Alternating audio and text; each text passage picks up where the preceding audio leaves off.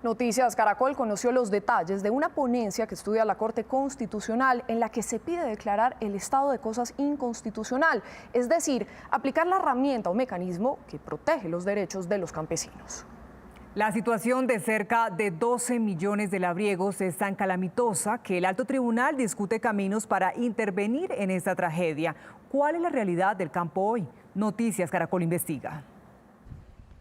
Aquilino Yanquén Ramírez tiene 61 años, las manos callosas de arar la tierra y la amargura en el alma de saberse olvidado por el Estado. Vive en esta finca sencilla en la vereda Quebrada Vieja de Soracá, Boyacá, junto a su esposa María Noemí, donde cultivan papa y maíz. Antes de empezar la brega diaria del ordeño, se toma un tinto cargado y hace cuentas tristes. Por cada litro de leche le pagan apenas 900 pesos. El campesino es el que tiene que sufrir al sol, al agua, a totico para que las ciudades se sostengan. Entonces nosotros vivimos en nuestro campo para llevarle lo mejor que hay en nuestro campo a la gente de la ciudad. A pesar de haber labrado esta tierra desde que tiene memoria y que antes trajinaron sus padres y sus abuelos, Aquilino no tiene una escritura que le permita reclamarla.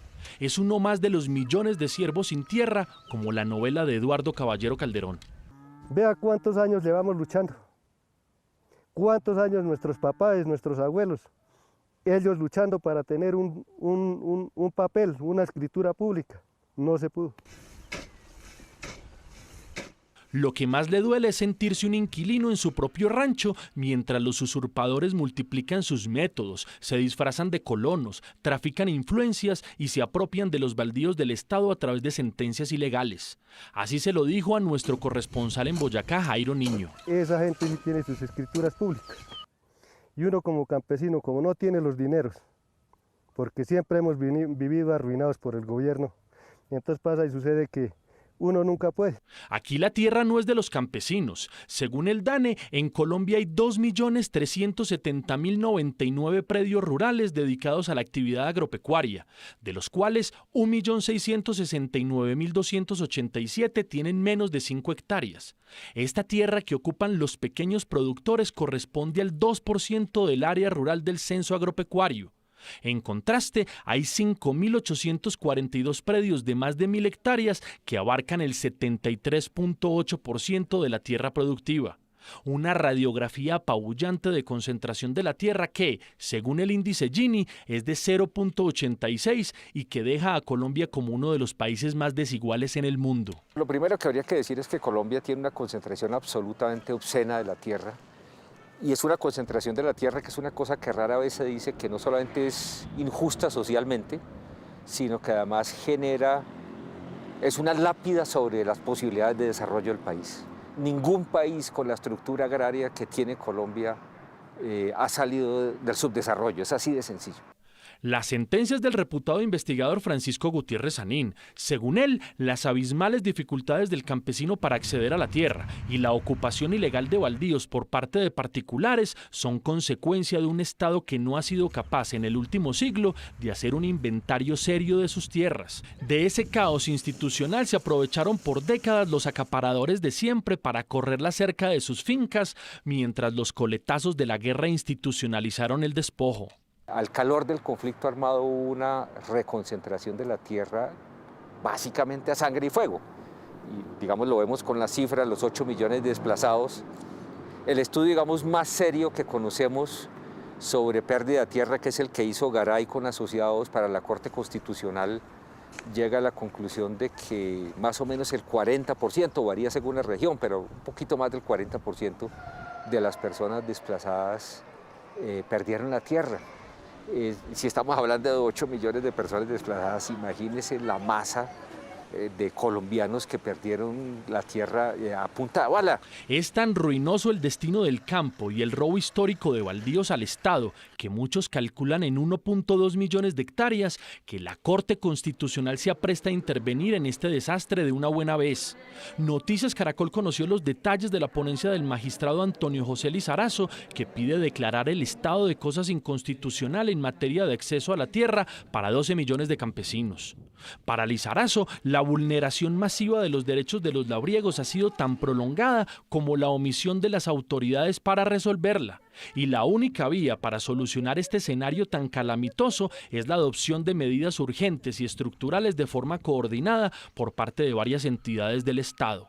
Lizarazo es así de claro. Las políticas públicas implementadas hasta la fecha no han permitido a la población campesina formalizar adecuadamente su relación con la tierra, perpetuando de esa manera la inequidad a la que históricamente ha estado sometida.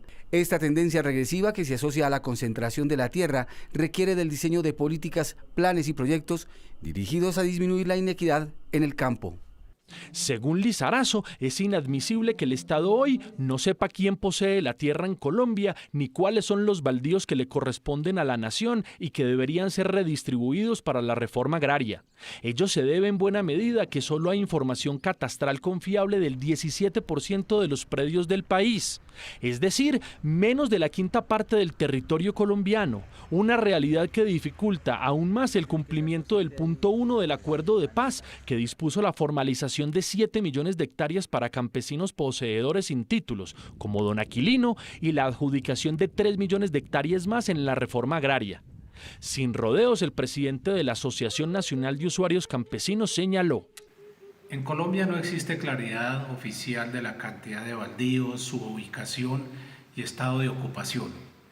Podría pensarse que puede ser algo deliberado para no fijar políticas y facilitar el uso informal que hacen de ellos algunos particulares. No es que el gobierno no haya podido repartir mejor los baldíos, es que no ha querido. Con otra particularidad, no son pocos los casos en los que los baldíos de la nación terminan en manos de clanes políticos. El último escándalo lo protagonizó la familia del ex senador del Centro Democrático y hoy embajador en República Dominicana, Daniel Cabrales. En 2009, un juez de Montería les otorgó a los Cabrales 13 fincas que reclamaban en Córdoba y que sumaban 862 hectáreas. La Agencia Nacional de Tierras interpuso una tutela y aseguró que esos predios eran de la nación. Finalmente, la Corte Suprema determinó que había muchas dudas en ese proceso y tumbó el fallo que le había entregado esos terrenos a los Cabrales. Diego Trujillo, ex procurador delegado para asuntos ambientales, es contundente. Ya son muchos los casos en donde altos funcionarios del gobierno y congresistas han obtenido propiedad de estos baldíos utilizando la figura de la prescripción adquisitiva de dominio, lo cual los jueces tienen prohibido adjudicar de esta manera, en este tipo de sentencias, propiedad pública por ser imprescriptibles. Ese acaparamiento de tierras por vía judicial ha sido una constante en Colombia. Una investigación de Justicia y la Universidad Nacional documentó que entre 1991 y 2018, distintos jueces del país entregaron 12.070 baldíos de forma ilegal, que corresponden a 215.457 hectáreas. En casi la mitad de los casos, la concentración de la tierra era evidente. El 49% en nuestras estimaciones de la tierra que fue entregada sobrepasó los límites de la unidad agrícola familiar, que es una medida creada para que la entrega de la tierra no lleve a la concentración. Significa que esta figura habría sido usada para acumular también tierra, no necesariamente para que campesinos pobres llegaran a la propiedad rural. Para la investigadora Diana Isabel Guiza, los departamentos de Casanare, Córdoba y Cesar han concentrado el 70% de este fenómeno irregular de usurpación de tierras de la nación, un despojo habilitado por despachos judiciales ya identificados. Hay unos juzgados en específico que han entregado bastantes predios en periodos cortos de años. Entonces hemos identificado estos jueces en Córdoba y en Casanare, por ejemplo, que en 2-3 años han entregado muchísimos casos. Y eso ya empieza a generar sospechas. Para ponerle coto a la usurpación, el gobierno Duque emprendió la actualización de la información catastral del país, es decir, identificar quiénes son los dueños de la tierra. Hoy ese avance es del 17%, pero la meta es que se llegue al 60% en 2022 y a la totalidad del territorio nacional en 2025. Para lograrlo, el Instituto Geográfico Agustín Codazzi gestionó 2 créditos por $150 millones con el Banco Mundial y el Banco Interamericano de Desarrollo. Definitivamente es una deuda histórica que tenemos en Colombia. Al principio del cuatrienio solo el 5% del territorio tenía información catastral actualizada y otro 28% nunca había sido contado con este tipo de datos. Por esto el Gobierno Nacional está comprometido con el avance de la política de catastro multipropósito para saldar esta deuda. En esa misma línea se pronunció la superintendente de Notariado y Registro, Fernanda García. Según dijo, en coordinación con la Agencia Nacional de Tierras y el IGAC, por fin se está realizando el gran inventario de propiedades del Estado y al tiempo se han multiplicado los controles para impedir que las mafias que rondan las oficinas de registros públicos sigan enriqueciéndose. En la oficina de registro público de Florencia y de San Vicente del Caguán, pues nos percatamos que había un concierto para delinquir en ese aspecto, desde un grupo de profesionales conjuntamente con la registradora, pues recibían unas dádivas a cambio de modificar o alterar el sistema de información registral que nosotros tenemos en la superintendencia. No vamos a tolerar la corrupción y te digo que en este momento ya se han proferido en menos de un mes 3 fallos disciplinarios con sanciones de destitución e inhabilidad para ejercer cargos públicos. A pesar del esfuerzo institucional, de los avances en la lucha contra la corrupción o del inventario de baldíos en camino, la situación de los campesinos es catastrófica. El magistrado Antonio José Lizarazo le puso números concretos al caos. El Estado hoy tramita 37.000 procesos de clarificación, recuperación y titulación de predios que podrían tardar 40 años en resolverse y costarle a la nación casi 1 billón de pesos. Por eso, en su ponencia, Lizarazo resaltó: ante un estado de cosas contrario a la Constitución por la masiva vulneración de los derechos de los trabajadores agrarios, la Corte se ve precisada a dictar nuevas medidas estructurales que, además de saldar la deuda histórica con quienes trabajándola no tienen acceso a la tierra, le permita a la administración ponerse al día en sus obligaciones. Por ahora, esta propuesta de Lizarazo es vista con buenos ojos por al menos 3 magistrados más de la Corte Constitucional.